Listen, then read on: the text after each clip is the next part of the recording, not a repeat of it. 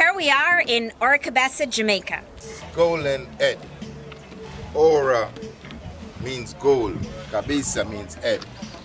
So you're presently at the head of the gold. I'm David Murray. I'm the chairman for the Oracabessa Marine Trust and the chairman for the Oracabessa Fishers Association. So I'm wearing two caps, you know.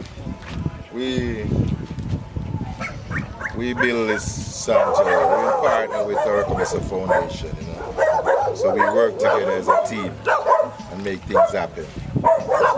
Yeah. And now we are working with Fragments of Hope. Yes. Yeah.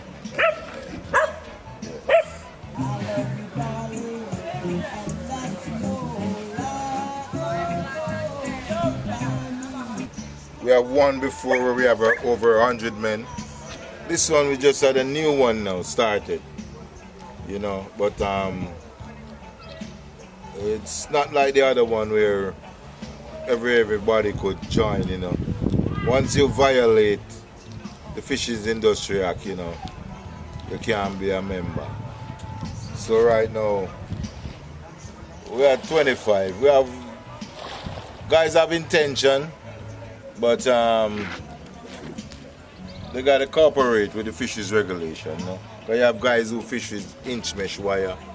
You have guys who try to fish in the sanctuary and all of that sort of stuff. So you know, it's sort of hard for them to be a member. You have to straight to be a member. Okay. This is the inch and a half mesh. This is the required mesh size, you know, that the government required. Inch and a half mesh size. Anything smaller than inch and a half, it's a banned substance, banned mesh. Chop like this, we put it down like for a week, you know. But you see the size, it's 25 yards of wire. Yeah. When we buy like a roll, we just get 2 chops out of it. Yeah. I am from Oracabessa. Yeah. I was born here. Go here. Father, grandfather, great-grandfather, a fisherman, you know. Yeah. So, you know, that's why we see the need, say, the fish stock are run out, so it's good for us to put in place, you know, fish sanctuaries, you know. Fish sanctuary, it's a big food chain, so we have to build up the fish stock, you know. You know, employment for fisher folks in general. When I was growing up, we usually have 2 wharves, banana shipping to England, you know. It's a different thing.